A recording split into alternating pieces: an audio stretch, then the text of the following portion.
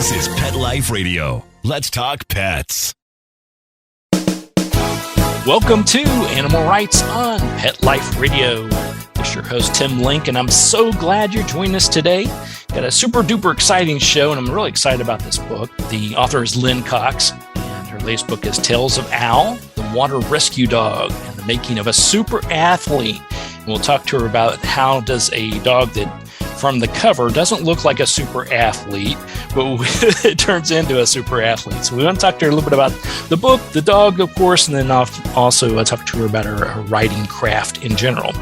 So everybody hang tight. We'll come back right after this commercial break. You're listening to Animal Rights on Pet Life Radio. Take a bite out of your competition. Advertise your business with an ad in Pet Life Radio podcasts and radio shows. There is no other pet-related media that is as large and reaches more pet parents and pet lovers than Pet Life Radio.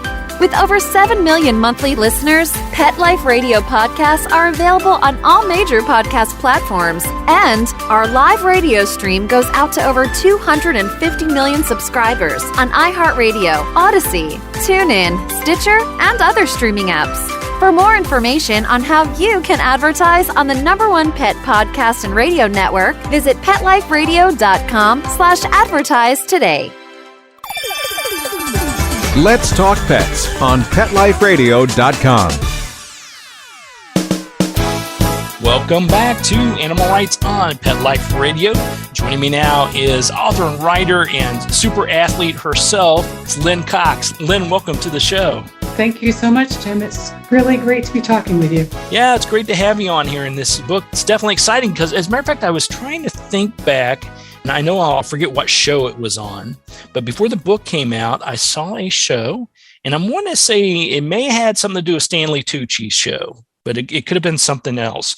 Oh, Dogs with Amazing Jobs is what it was, from our friend Victoria Stilwell. And she was talking about the training of water dogs in Italy, water rescue dogs in Italy. And then shortly after I saw the episode, this wonderful book of yours came out over my desk. And the book's called Tales of Al, the Water Rescue Dog, the Making of a Super Athlete.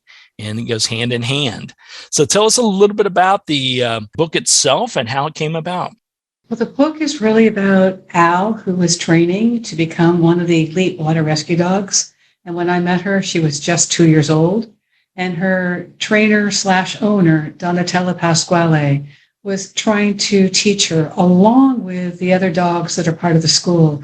There was a dog named Mas who had all sorts of experience doing rescues and was one of the elite athletes in the school. And even Mas was having a challenging time training Al to become this rescue dog. I was invited to go to the school in Milan, Italy, to watch the dogs train. And I was really interested because I am an athlete myself. I've swum the English Channel a couple times and across the Bering Strait and done swims that nobody else in the world has ever done before. And so I'm always really fascinated by the way people are trained to do huge goals. And also I was really fascinated by Al because I thought about how these people in Italy spend time and a lot of effort to train their dogs to become lifeguards and to patrol the beaches of Italy. And also they occasionally go into Germany and Switzerland and patrol the beaches with lifeguards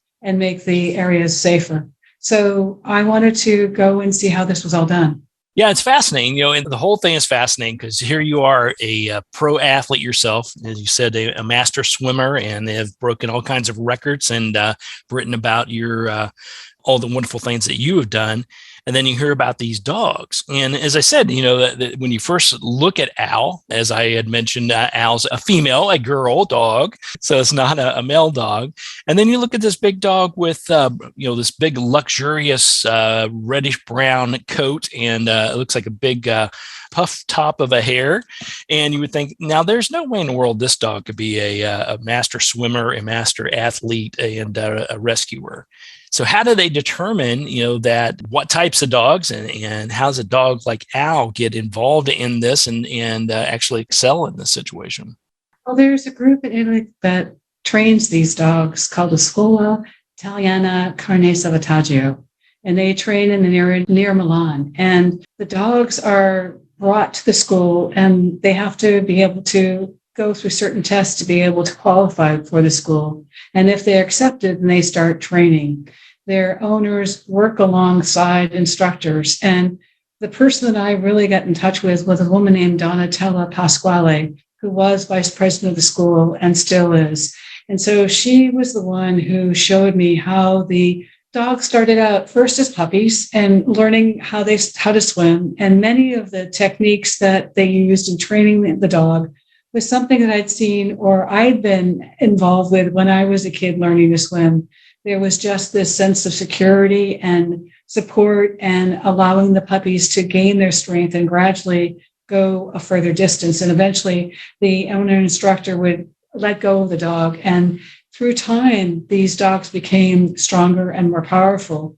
And when you look at Elle, she does look like a big dog that probably wouldn't be an incredible athlete. But when I was in Italy, I was introduced to Mas, who was an older female Black Newfoundland, who was the star of the school. She had rescued many people and also prevented the drownings of a lot of people. And I was able to get in the water with her and go through one of the drills that the school does with the dogs. And so I swam about 50 meters offshore, and then Moss was released. She swam out around me, but didn't get too close at first because the dogs are trained not to get too close and frighten people. And she could see that, Moss could see that I was okay, other than I was struggling. And she moved in closer and let me hold on to her harness, the handhold on top, and then she just pulled me ashore. And at first I was really concerned. I thought, I'm not a small person and this is going to be really hard for her. But these dogs are incredibly powerful. They can pull in up to 6 people at a time. And she was just amazing. She just pulled faster than I could even imagine a dog going. And part of it was because physically she was bred to become a dog that could do this. In Newfoundland, where these dogs are from, they were initially used to pull in the lines for fishing boats, and they would have to pull in large, heavy loads.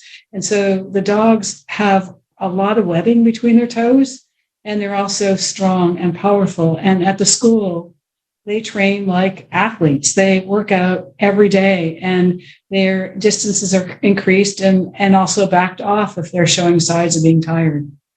Wow. Being there with them and going through the training regimen, did it bring up any similarities or memories of your training days? Are there techniques that humans use that the animals show that they can use in this type of effort? Or was there certain lessons that you learned in general, in addition to the amazing strength that they have with their swimming abilities and being able to pull people in?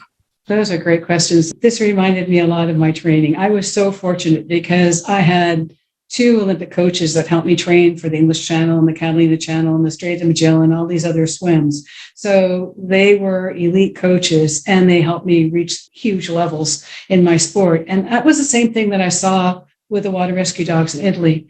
The instructors were calm and patient and reassuring. There was never a time when a dog was scolded or belittled. And, through the course of my life, I've been to a lot of swim meets. I've coached swimmers. I've been on teams. And in the past, I have seen parents that are, show an ugly side or want the child to win more than the child does. And I saw with the dogs that the instructors, who sometimes were their owners or just instructors at the school, were always reinforcing positively. And the other thing that was really great to watch was that if a dog was trying to learn a new skill and was getting it, then they would proceed to the next level. But if the dog didn't understand what to do, they would try a couple more times and try different things. And if the dog didn't succeed, then they backed off and would do something where the dog could succeed. And I thought, this is so smart because it reinforces the positive success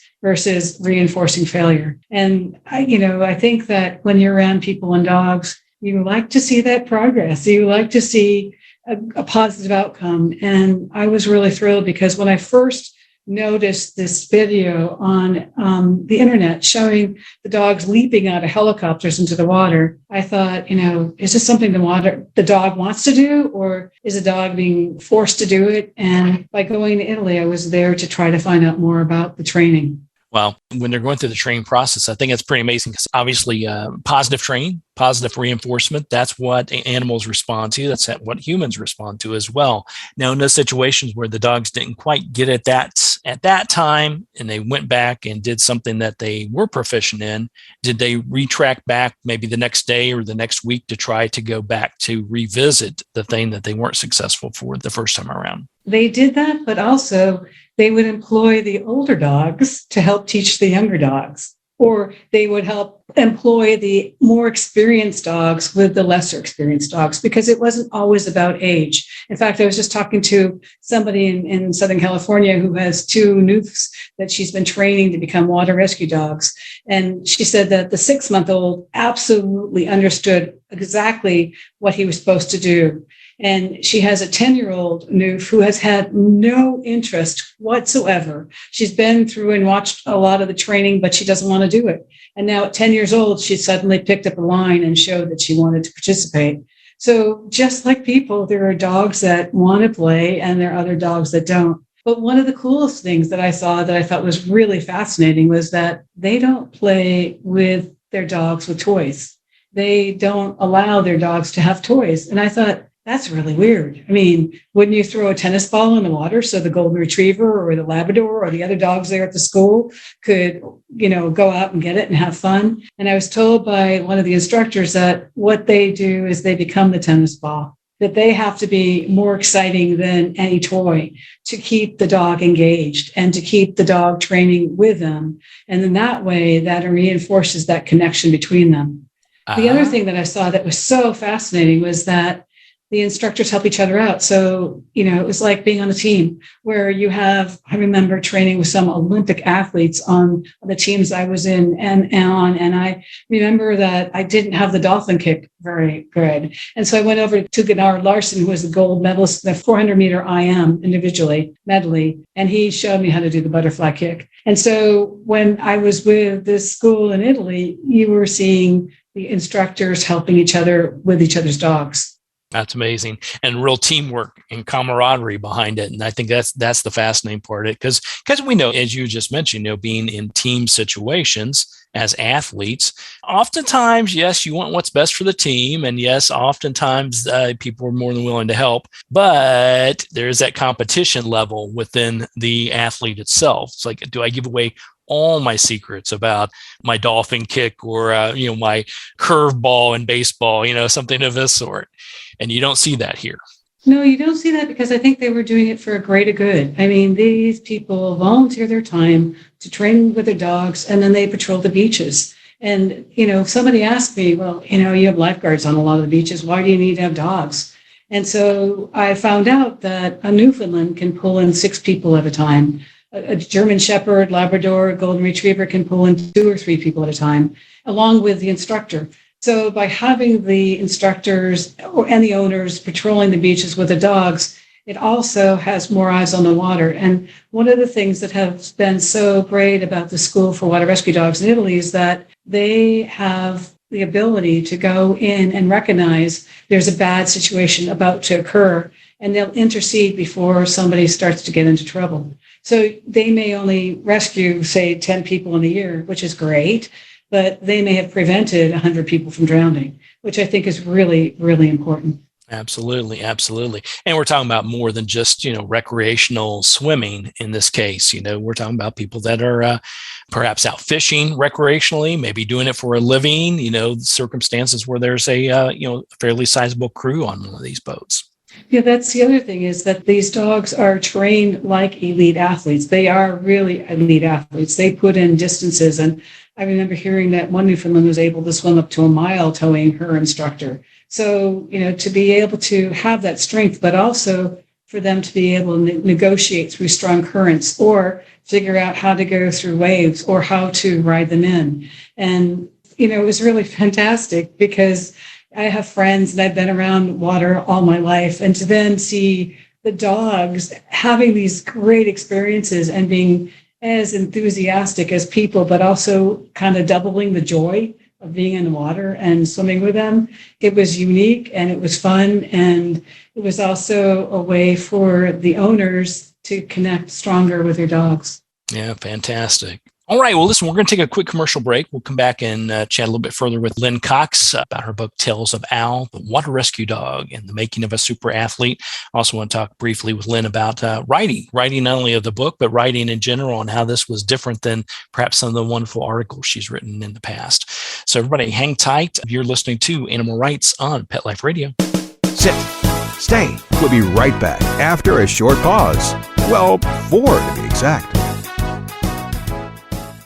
Hi, this is Tim Link, animal communicator and pet expert and host of Animal Rights on Pet Life Radio. Have you ever wanted to know what your pet is really thinking? Do you want to find out if they truly understand what you're trying to tell them? Ever wish you could build a better understanding and closer relationship with your pet? Well, now you can. Learning to Communicate with Animals is a 4-part on-demand workshop. In the workshop, you'll learn the essential techniques that are necessary to communicate with animals, including what is animal communication, breathing correctly to achieve the perfect state to communicate with your animals at a deeper level, using guided meditation exercises and method to communicate with animals, and how to send and receive information from your animals. So if you're wanting to learn how to communicate and connect with your animals at a deeper level, visit petliferadio.com/workshop and purchase and download Learning to Communicate with Animals. You'll be glad you did. Let's talk pets Let's talk pets on Pet Life Radio. Pet Life Radio. PetLifeRadio.com. Welcome back to Animal Rights on Pet Life Radio. Continuing our conversation with author, writer, and super water athlete Lynne Cox. Lynne, when you put together the book Tales of Al, the Water Rescue Dog, what was one of the things that you sort of said once the book was done that you're really hoping the reader gets something out of it? Was there a main thing that you're hoping they walk away with, or was there a general feeling you were shooting for?